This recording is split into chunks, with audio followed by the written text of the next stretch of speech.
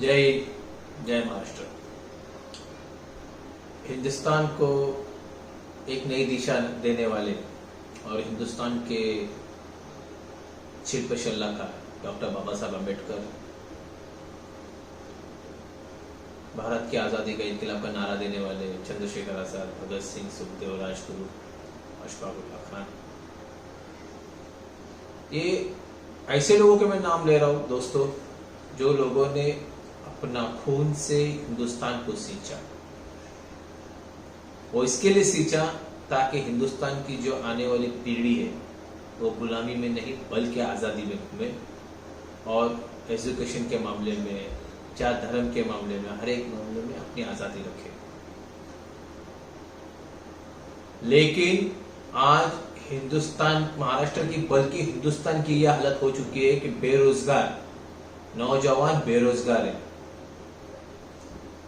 BA इतनी बड़ी degree लेने के बाद में भी आज हिंदुस्तान का नौजवान ठेले ठकर रहा है, जूते पॉलिश कर रहा है। इसके सिर्फ और सिर्फ इसके जिम्मेदार ये बड़े बड़े महान हस्ती ये लोग हैं, बड़े बड़े पॉलिटिशियन लोग हैं। पढ़ा लिखा नौजवान रस्तों पे ठेले ढकलता है और अंगूठा छाप संसद चला रहे, देश को चला रहे।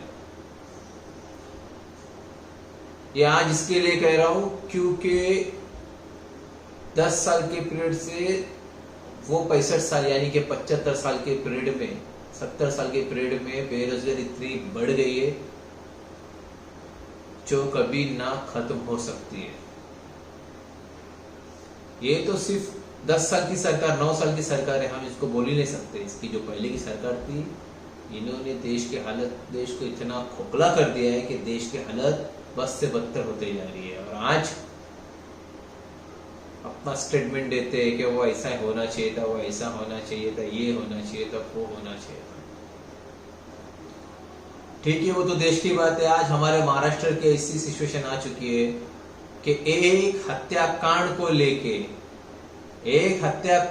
लेके पूरा सेंट्रल और विरोधी पक्ष एक महिला सेलिब्रिटी के साथ में लगा हुआ है, सिर्फ और सिर्फ इस सरकार को गिराने के लिए। लेकिन मैं दोस्तों से, अपनी जनता से ये बात कहना चाहता हूं कि जो महाराष्ट्र की आज जो हालत, जो महाराष्ट्र में जो हो रहा है, वो सिर्फ और सिर्फ किसानों के लिए लगा है, महाराष्ट्र के शेतकरियों के लिए लगा है ना, तो कम से कम उस शेतकरियों को इंसाफ मिलेगा। जो शेतकरी फांसी ले रहे, लगा रहे कर्जे के पे दबकर, उनको इंसाफ मिलेगा। और उनके लिए अगर विरोधी पक्ष नेते ये सब अगर मिलके वहां की महाराष्ट्र के अगर शेतकरियों का रुख करेंगे तो आज महाराष्ट्र की हालत बहुत ही अच्छी होगी। लेकिन नहीं, इनको सिर्फ और सिर्फ अपनी कुर्सी गर्म करनी है और अपनी सत्ता देनी है। ये सत्ते में रहते हैं तो वो उनका विरोध करता है, और वो सत्ते में रहते हैं ये इनका विरोध करते हैं। यही चल रहा है। और हिंदुस्तान की जनता, महाराष्ट्र की जनता आंख बंद करके बैठी हुई है। मराठा आरक्षण रिजर्वेशन दिया गया, मुसलमान आरक्षण दिया गया। अरे रिजर्वेशन देने की, जात धर्म के नाम पे रिजर्वेशन क्यों चाहिए? एजुकेशन पे रिजर्वेशन दो ना, जात धर्म पे क्यों? ये जात को इतना रिजर्वेशन, वो जात को इतना रिजर्वेशन, मुसलमानों को इतना, दलितों को इतना रिजर्वेशन की क्या जरूरत है? देश को, महाराष्ट्र को बांटना है, तोड़ना है, क्या है? देश को अगर महाराष्ट्र को या देश को आजाद आगे लेके चलना है तो रिजर्वेशन का मामला ही खत्म किया जाए। ये एजुकेशन की फैक्ट्री लगाते हैं। सरकारी स्कूलों की हालत देखो, आज हमारे महाराष्ट्र में सरकारी स्कूलों की हालत देखो और प्राइवेट स्कूलों की हालत देखो। सरकारी स्कूलों की टीचरों की पगार देखो और प्राइवेट स्कूलों की टीचरों की पगार देखो। सरकारी स्कूलों का टीचर गाड़ी लेके आता है, प्राइवेट स्कूल का टीचर बाइक लेके जाता है, कम पगार वाला ज्यादा पगार वाला कार लेके आता है। फिर भी महाराष्ट्र की सरकारी स्कूलों की हालत कैसी है? अब ये सरकार आई है, जो भी कर रहे लोग 3 पहिया 4 पहिया जो भी बोलते हैं काम करने, तो उसको काम करने नहीं दिया जा रहा है, क्योंकि उनके सामने बहुत बड़े मुद्दे चैलेंज आके खड़े हैं।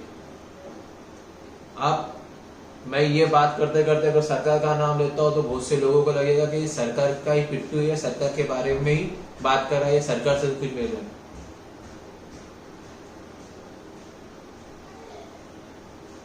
बात ऐसी है दोस्तों, क्योंकि युवा हर जगह का युवा आज आंदोलन और मोर्चे निकालने के पे लगा हुआ है, क्योंकि रोजगार नहीं है। इस महामारी ने बहुत से लोगों को बेरोजगार कर दी। हमको इससे ऊपर निकलना है, ना ही के कंगना रनावत और सुशांत राजपूत के मैटर में पीछे गिरना है। हो गया, जिसको जाना था चला गया, मरना था मर गया। लेकिन महाराष्ट्र की राजनीति ऐसी गंदी हो चुकी है, उस महिला ने इतनी गंदी करी, और महिला भी कौन है जो उसको जनता ने इतना बड़ा बनाया है। आज महाराष्ट्र की जनता को, महाराष्ट्र में पाकिस्तान खुद के बंगले को राम मंदिर और शिवसेना के पर्वों को बाबर बताया जा रहा है, महाराष्ट्र को पाकिस्तान बताया जा रहा है।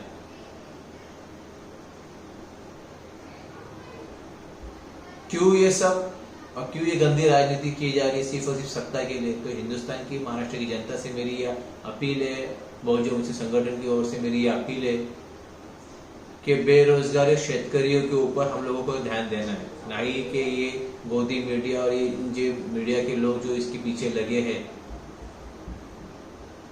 और इनको जो बढ़ावा दे रहे, टीआरपी दे रहे, वहां से नजरें हटाओ, अपने टीवी चैनल बंद करो और सिर्फ महाराष्ट्र के शेतकरियों के पीछे लगो, क्योंकि उनकी जरूरत हमें और हमारी जरूरत उनको है। कई राज्य दल पार्टी आएंगी जाएंगी, लेकिन गरीब जनता, महाराष्ट्र का नौजवान, बेरोजगार और महाराष्ट्र के किसान वहीं रहेंगे। कई सत्ताधारी पक्ष आएंगे, विरोधी पक्ष आएंगे जाएंगे, 5 साल में सरकारें गिरेगी, उठेगी, बदली होगी, लेकिन वही किसान हमारे को रोटी खिलाएगा, वही किसान हमारे को हर चीज देगा। आज कांदे का आंदोलन, शक्कर का आंदोलन देखिए अब कहां से कहां जा रहा है। इस महामारी में मैं आप लोगों से ये अपील करता हूं कि इकट्ठा होकर महाराष्ट्र के शेतकरियों के खिलाफ आवाज उठाए, उनका साथ दे और उनके जो कर्ज जो है उनके साथ मिलके महाराष्ट्र की गवर्नमेंट को अपना एक निवेदन, एक अपील पेश करे, ताकि महाराष्ट्र का किसान कुछ ना कुछ कर सके। बस आप लोगों से इतनी अपील है। जय हिंद, जय महाराष्ट्र।